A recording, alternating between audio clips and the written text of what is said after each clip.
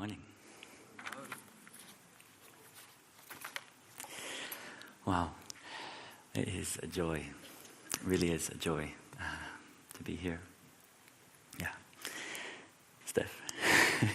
Steph decided to give me self-control to talk about. I thought, you got to be kidding me, Steph. Yeah, here we go. So, here we go. Self-control. What is it, self-control?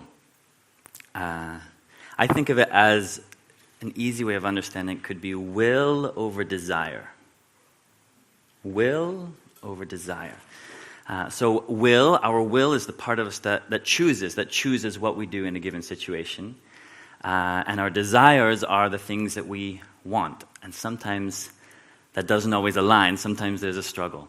You go into Gail's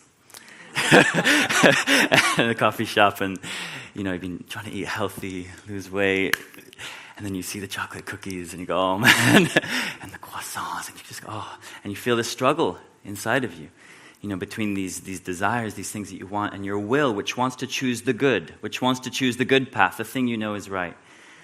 And you get this struggle. Now, what is self-control? Will over desire. Choosing the good, choosing the right path, and not just being pushed and pulled by what we want. So self-control. You excited? You ready? Okay, so why are we talking about self-control? For those of you who don't know, Rev is now in a full year, right, on the Holy Spirit, which is incredible. And right now, focusing on the fruits of the Spirit as we meet them in Galatians 5 and throughout the Scripture. And so today we're looking at self-control. We'll read Galatians 5 in a moment. But I think before we start, it's worth just taking a moment to pause and check in with ourselves. What is this word self-control? What does it awaken in us? And I wonder if that might be different for different people in the room.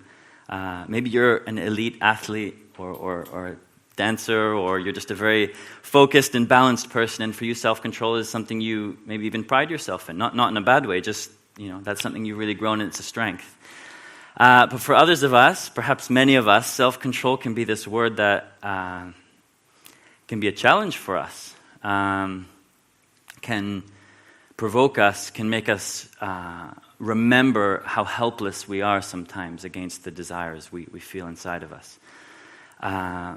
Some of us maybe experience very strong desires, maybe even struggle with addictions of different kinds. Desires for things that we know destroy us, and yet we can't control ourselves. We lack the self-control to say no to those things that we know are destructive in our lives. Maybe it's substance abuse, alcohol, drugs. Those are very real struggles. Maybe it's your phone. Does anybody here struggle with self-control, with this little robot in their pocket that seems to just control their lives and terrorize them moment by moment? Social media, Twitter, Instagram, all of that. Could be eating. Some people really struggle with eating disorders. Those are very real areas of self-control. Pornography, an absolute pandemic, destroying many, many lives, and more. So this is a very real issue. This is a very, very real issue. And each one of us will come to this in a different place. And some of us will come to it feeling despair. We were singing, what was it? Hope out of, what Joe was singing, hope out of darkness, hope out of none, hope where there was none. Where's Joe? Yeah. Hope where there was none. Thank you. So some of us, that's where we are right now. Just feeling absolutely hopeless, and these desires that rise up within us just rule us and destroy us. And so if that's you, let's listen to these words. All of us, let's listen to these words, because they are a beautiful invitation. There is hope. So Galatians 5, it should come up on the screen as well, but I'll read it for us here. Wow. But I say, walk by the Spirit, and you will not gratify the desires of the flesh. But I say, walk by the Spirit, and you will not gratify the desires of the flesh. For the desires of the flesh are against the Spirit, and the desires of the Spirit are against the flesh, for these are opposed to each other, to keep you from doing the things you want to do. One translation says to keep you from being free to carry out your good intentions, to keep you from being able to choose the good, from having self-control. But if you are led by the Spirit, you are not under the law. Now the works of the flesh are evident: sexual immorality, impurity, sensuality, idolatry, sorcery, enmity, strife, jealousy, fits of anger, rivalries, dissensions, divisions, envy, drunkenness, orgies, and things like these. I warn you, as I warned you before, that those who do such things will not inherit the kingdom of God. But the fruit of the Spirit is, why don't we say them together? Love, joy, peace, patience, kindness, goodness, faithfulness, gentleness, and self-control. What an invitation. Against such things there is no law. And those who belong to Yeshua the Messiah have crucified the flesh with its passions and desires. If we live by the Spirit, let us also keep in step with the Spirit. Wow. It's amazing, amazing words. And in these words we have an invitation. We have an invitation to a way of life, to a path that promises self-control. It doesn't just say, maybe you'll grow in self-control. There is an absolute promise. If you walk by the Spirit, you will not gratify the desires of the flesh. The fruits of the Spirit is love, joy, peace, self-control. So this is the invitation. And in the time that's left, I want to try and understand that invitation. And how do we respond? And how do we step into that invitation? And to start, I think if we still have the words there of Galatians 5, great. I think we can draw out 5 key ideas that emerge in these words that create for us a picture, that create for us an invitation to this way of life.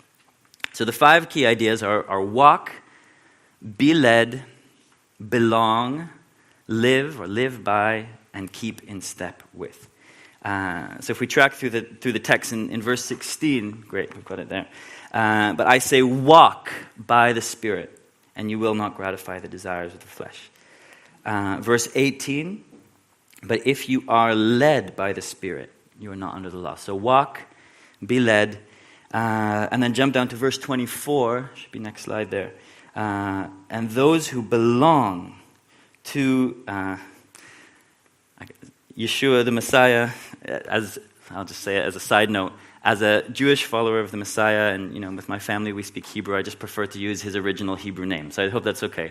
Yeshua the Messiah, Jesus. So walk, be led, and here we have belong. So there's this invitation to belong. And then down to verse 25, if we live by the Spirit, let us also, 5th, keep in step with. So you get these 5 ideas that come together to create one picture, one integrated invitation. And as I was thinking about these 5 ideas, I came across a painting. Maybe we can bring the first painting up. This one. Can you see that? When I found this, I really wanted to know who the painter was. And to my absolute dismay, I discovered, you know who painted this? AI. I thought, who had such a deep understanding of walking in the Spirit? It was, there you go. But God can use anything. Okay, so do you see this? So for me, when I saw this picture, it's like all those 5 things are just there. And what do you see here? We see a child. He's walking through a forest. There's some darkness around, but he's holding his father's hand, and he's being led through the forest in that safe place with his father. Isn't that? I made it my wallpaper for my phone because I just thought I need to see this picture every day now. So 5 things: walk, be led, belong, live by, and keep in step with. So if we look at this picture, you can see the child, he's walking with his father. He's not just walking on his own trying to find the way. He's walking with his father. It's 2, be led. He's being led by his father through the path. Belong. What a picture of belonging. I also love it because it just looks exactly like our son David. So it's precious in that way. But there's such a picture of belonging. He's just safe in that place. He doesn't need to be anywhere else. Live by. His father gives him life. His father sustains him. And then my favorite one, keep in step with. If you look, you can actually see when you walk side by side with your gaits synchronize, right? So you can see that their left foots are actually lifting at the same time. And when you walk side by side with somebody long enough, you start to actually match your steps together often. And so that's also present in this picture in a very beautiful way. So here's the picture, and I think this picture and the words of this text communicate quite a profound idea when we think of self-control. Often when we think of self-control, there's just this thing: I just need to try harder, I just need to resist. But actually, the message here is the key to self-control is being led, is being led by something or someone greater than yourself. And this is a famous principle. You know, if you think of Alcoholics Anonymous, the famous addiction recovery, alcoholic recovery program, one of their key steps is believing in and connecting to a higher power, to something greater than yourself that will give you strength beyond yourself to overcome the desires that you struggle with. And there's been a lot of research on that and the way it works in our brain. And I got to read a really fascinating book recently on something called neurotheology, which is basically combining brain science, which I know nothing about, so don't be too impressed by this. But the brain science with theology and faith. And what they discovered, the point that I did understand in that book, is that the part of our brain that controls our will, the part of our brain which has that conscious thinking where we choose, I'm going to say no to this, I'm not going to do that, is actually very, very weak, has a very limited amount of resource. It only gets us so far. But the part of our brain where we attach to another person, the part of our brain that builds a bond of love, is way stronger in giving us the power to make certain choices. And so what emerges is the centrality of love and a bond of love with someone greater than us or with another. That is what gives us far more power than just the part of us that says, I won't do it. And then the desire comes and it can overwhelm us. And, you know, it's obvious in some way. You think of, a guy who's hopeless at learning languages and has no self-control until he falls madly in love with a French girl, and suddenly every day, 5 a.m. in the morning, he's doing his French verb tables and he's suddenly just brilliant and fluent at French. You think, how did you have the self-control to do that? He's just in love. He's just in love. And the power of that love and that longing of love, that bond of love. I could see Bob and Abby laughing because they're probably thinking of all the languages they had to learn for. There you go. So love is so powerful. Love is so, so powerful. And that's, I think, the heart of the invitation of this text, isn't it? It's if we think of this picture, it's a picture of a bond of love between a child and the one who leads him. And the invitation as we see it here, if we think of these 5 things: walk with, be led, belong, live, and keep in step with, all of those are directed towards the Lord, towards Yeshua, as we are invited to know him in a very real way by the Spirit. And so the deeper our attachment is to him, the stronger the bond of love is between us and him. The more we are synchronizing our walk with him, the more we're in step with him moment by moment, the more self-control we will have. The more power we will have over the desires that come and that rise within us.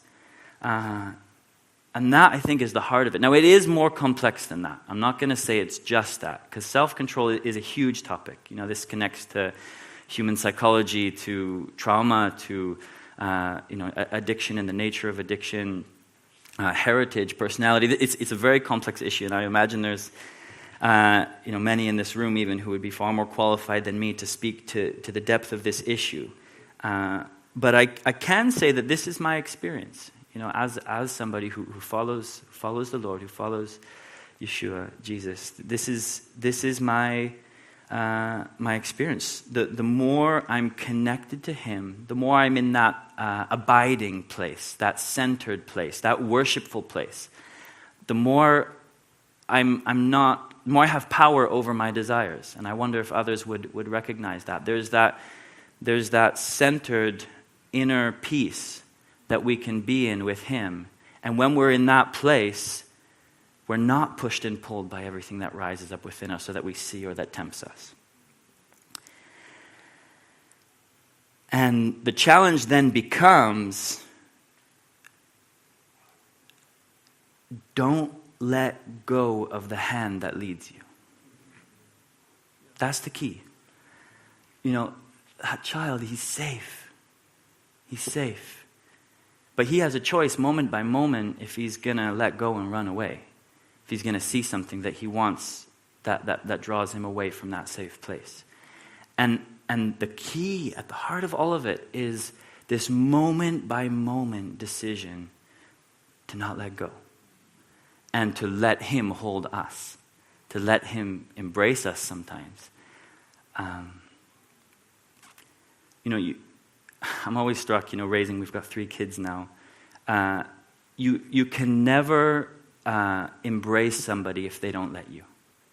You can never hug somebody if they're not letting you hug them. Has anybody ever tried to hug somebody who really didn't want you to give them a hug at that moment? They're just this kind of ball of tension, like, don't hug me right now, I don't want that love. And then there's that moment when, and they let you embrace them. And so much of our life is this moment, that's the heart of it. That child, he gets scared, he starts running away, he's tense. And all he needs to do is his father's going to come and grab hold of him. And that father knows where his child is, and he's going to rescue him. He's going to grab hold of him. And all he needs to do is just let him come. Not resist, not run away, not hide from the one who loves us and promises to lead us. And this picture of not letting go of the hand that leads us is a promise that we have in Scripture, actually. Isaiah 41, there's three times that I find it appears in such a beautiful way. If you think of Isaiah 41, verse 13, we might get that up on the screen as well, but I'll bring it up here. Here we go. For I am the Lord your God who holds your right hand, who says to you, do not fear, I will help you. What a promise. What a promise. I will hold your right hand. And then Psalm 73. Oh, amazing song. Psalm 73, verse 23. I am always with you. You have taken hold of my right hand. With your counsel you will guide me, and afterward receive me to glory. Whom have I in heaven but you? And besides you I desire nothing on earth. And then verse 28, for as for me, the nearness of God is my good. Oh, that's what this is about. It's not just, I've got these desires, I've got these temptations, I'm going to try harder, I'm going to resist. It's a whole different level. It's an invitation to a whole different reality. We need this. We need this. So many suffering people need this. And the noise of our world is just shouting this out. Psalm 139. So the 2 verses I read already is about him holding our hand. Let's listen to this one. Verse 7, where can I go from your spirit? Oh, thank you. Where can I flee from your presence? If I ascend to heaven, you are there. If I make my bed in Sheol, behold, you are there. If I take the wings of the dawn, if I dwell in the remotest parts of the sea, even there your hand will lead me, and your right hand will lay hold of me. So if we go back to the picture of the Father and Son,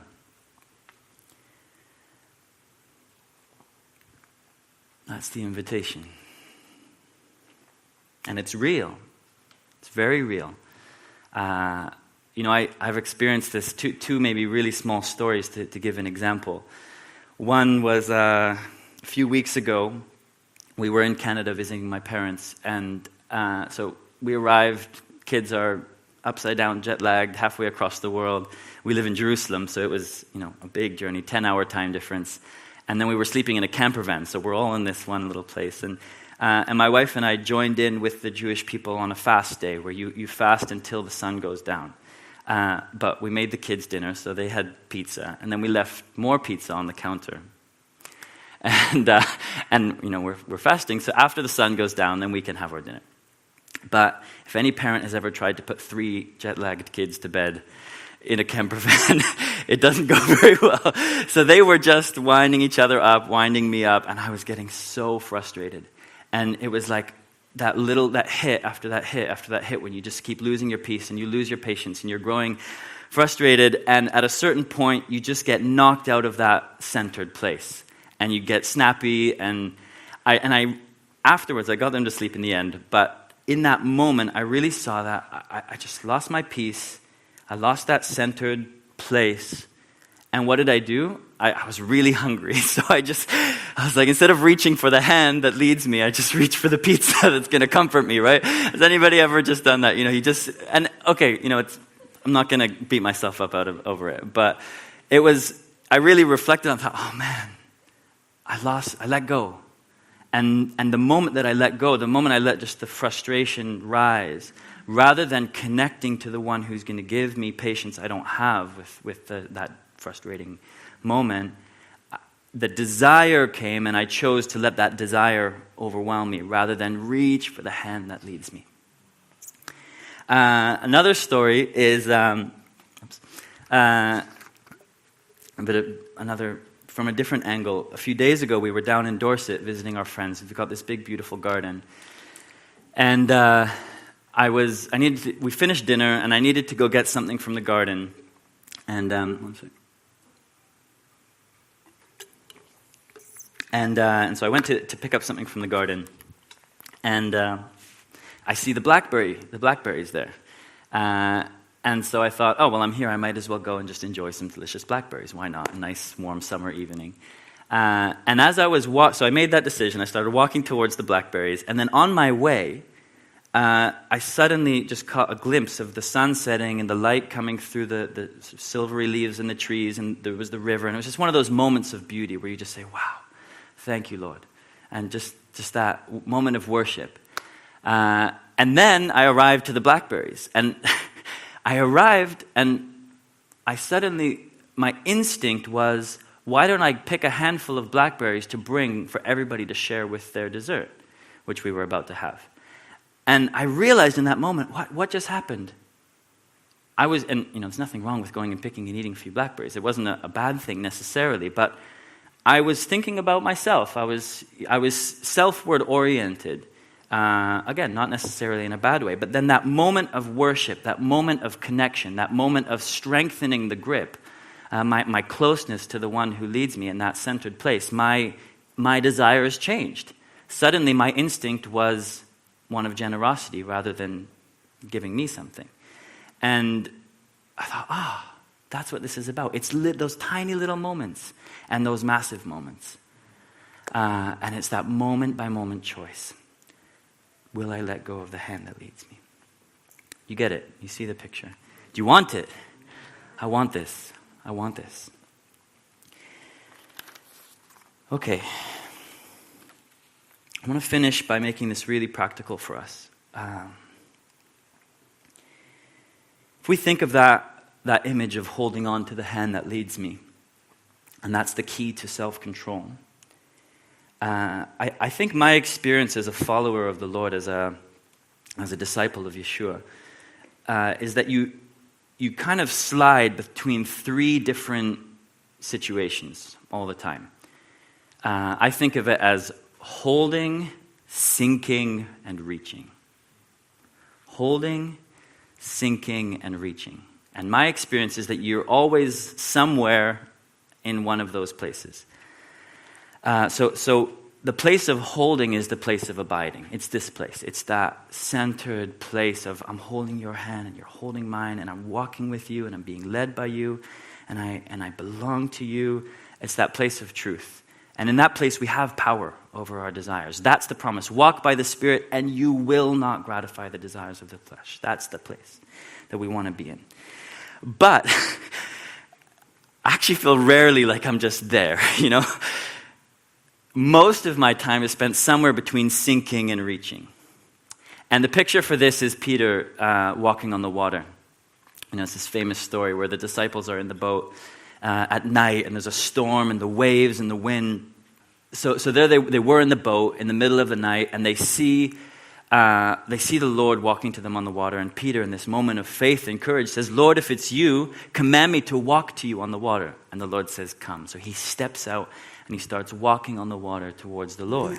But as he walks, what happens? He begins to see the wind and the waves, and his gaze comes off the Lord, and he begins to look at all the waves and the wind around him. And what happens? He starts to sink. He starts to sink. And so is that moment of wind, waves, eyes off the Lord, lost my grip, I'm sinking. And then there's the place of reaching. And when I saw this picture by a real painter, it's a famous French painter, Delacroix, who, by the way, really struggled with self-control. If you read the history of his life, he was one of these French, I don't even know how to describe it, quite promiscuous, and yet I think he painted this painting as a prayer, as a way of reaching. We don't know all the details, but it's that moment where you can see Peter sinking, and he's dark, right? He's just in that place of sort of heavy darkness, sort of pulling him down. The only thing I would change in this painting is higher waves and wind. The water looks a bit still, but you still get the picture. And then what does he do? He reaches. He says, Lord, help me. Lord, help me. And the Lord comes and he grabs hold of his hand. So we have this picture, and then if we flip back to the picture of the Father and Son, does that make sense? Holding, sinking, reaching. Yeah. When I thought of it like that, I thought, yeah, I'm always somewhere between those three. And I think we can ask actually at this point, where would you say you are at this very moment? At this very moment, are you in that place of holding on to the hand that leads you? Of thank you, Lord. I'm with you right now. I know I'm with you, and I know you're with me, and you're not going to let me go, and I'm safe. And I know I've got all these desires waiting for me. When I go to that place, when I meet that person, when I see that thing, when I get that thought, I know it's coming, but I'm here right now with you, and I know I've got power in that place. Holding. If we go to the other picture, some of you right now are sinking. Some of you right now feel you've sunk. And you just know, even right now in this moment, there are desires that are destroying your life. Whatever it might be. And you're afraid, and you feel lonely in that place. You feel that there's a chaos around you and inside of you, and there's nothing to grab hold of. And then there's the place of reaching. And Peter in that moment, he had just the simplest words, Lord, help me. Literally, just help. Help. It's not complicated. Just help. Yeshua, Jesus, Lord, Father, help me. Help me. It's just that deep cry. And so wherever you are, holding, sinking, reaching, I think there's actually two challenges for each one of us that depending where you are, you'll engage with that challenge in a different way. The first challenge, if we go back to the Father and Son picture, is how can we strengthen the grip? How can we strengthen our intimacy and our connection with the Lord? Because the stronger, literally in our brains, in our beings, the stronger the bond of love is with somebody, the more self-control you have in relation to who that person is and your desire to live in line with that person. So the closer you are to the Lord, the more you're holding onto his hand and you're in that place of connection, the more power you will have over your desires. And so how do we strengthen that? And I actually don't want to focus on that now. I do want to recommend, for those of you who haven't yet read John Mark Comer's book, Practicing the Way. So helpful right now. And I know a lot of people are reading it and thinking about it. But I would really recommend that book as a way to think, how do I grow in that connectedness, in that place of my whole life being in that place of holding on and abiding. But I want to start wrapping up. We're coming to the end now, and I want to focus on the reaching. How do we reach? How do we reconnect with the one that leads us? How do we get back into that centered place where we have power in the dark place when we're alone at night? or wherever it might be where you struggle with your desires when you're tired. And, this is a journey I've been going on, and I think there are really practical things we can do. And, right now here, you're with God's people, you're hearing God's word, and we're in this safe place, but we're all going to leave this room, and we're all going to face our desires. We're all going to go to bed tonight, and we're all going to face our desires. And we're all going to face those moments where we struggle with self-control, and we know we shouldn't, and yet we can't not. Every single person, it's a part of being a human being. And I think we can, in these moments where we're safe, we can make choices that will help us in that moment. We can prepare ourselves. We can have a kind of a tool belt of things that are going to help us reach. There's that moment of just saying, Lord, help me, just crying out. But there's so many other things we can do. So a few things that I've found helpful and that I think others have found helpful is choosing one verse that you memorize, a really simple verse. Verse from the Psalms, a verse that says, Lord, you're with me, you'll never leave me or forsake me, whatever verse it might be, and just memorize it. Put it on your wall, put it on your phone, put it in that place where you know you're going to be tempted. On the wall of Gales or whatever it might be. I don't know if they let you do that, but have it in your wallet. Just that truth, that thing that's going to help you reach and reconnect. Put it there and have it ready. Or it might be a refrain. It just means to say, next time that happens, I'm going to say those words because I know those words help me reconnect with what I know is real. It could be a song. We carry our phones around. We've got music on our phones. You've got, you can have like a reconnect playlist. And the moment you feel, oh man, I lost hold. Oh man, I'm sinking. Just headphones in, find a quiet place or be in a loud place, but just put those headphones in and just press your reconnect playlist, and you've got those songs ready that you know are going to help you get back into that place. I find physical things really helpful. So I'll share now with you all one thing that I've got it in my pocket. So this stone. This has been the thing that's helped me most recently. Nothing magic about the stone. Don't look at the stone. But, the Lord is my rock, raises me up upon the rock, lead me by the rock which is higher than I. Whoever hears these words of mine and does them will be like the wise man who builds his house on the rock. And the thing about a stone, it's so much stronger than me. And we're embodied people. We need physical things sometimes. We've got bodies, so we need to connect with our bodies. So literally there's moments where you feel like you're sinking, and I'm just like, I just hold on to the stone, I squeeze it, and I say, Lord, I'm not going to let go. Please, I'm feeling so pushed and pulled by all these waves right now. I can't handle, I'm feeling so overwhelmed, but I'm just not going to let go. So I carry it in my pocket, and and sometimes I'll take it out when I'm not in that place and just hold it and just say, just remind me of those verses, the Lord, Adonai, Tzuri, B'tzur Yarom Ameni, B'tzur Yarom Ameni Tancheni. Just in Hebrew, the verses of Lord is my rock, lead me by the rock that's higher than I. And so we have these physical things. For some people, it might be a piece of jewelry. Wearing a cross can even be something that can help in those moments. And then the one thing that I would change about this picture, but then you would lose the beauty of this picture, is that it's not just walking one-on-one. We walk as a flock. We walk as a community. We were never made to do this journey on our own. And so running partners is a precious part of life at Rev.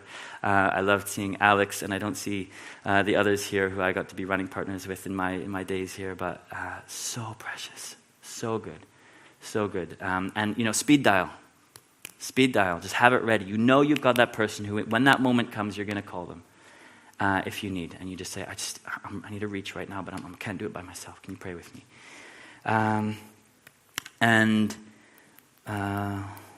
Picture, having a picture on your phone or wherever that's going to help you.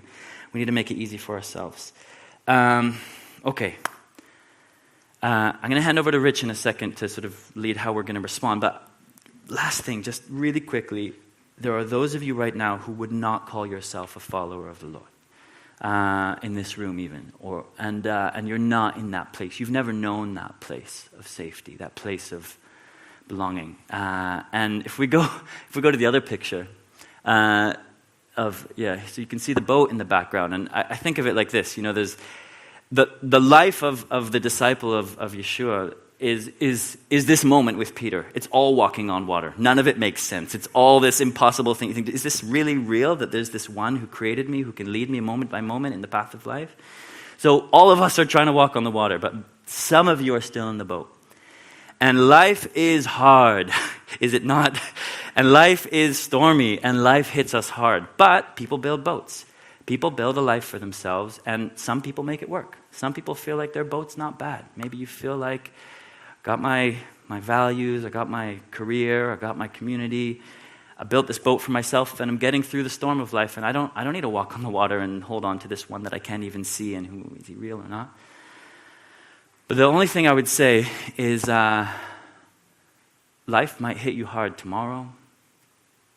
You never know when that moment will come when you're in a storm and suddenly your boat is shattered to pieces and you're sinking in this life that you've built for yourself that just doesn't hold you. And in that moment, where would you rather be?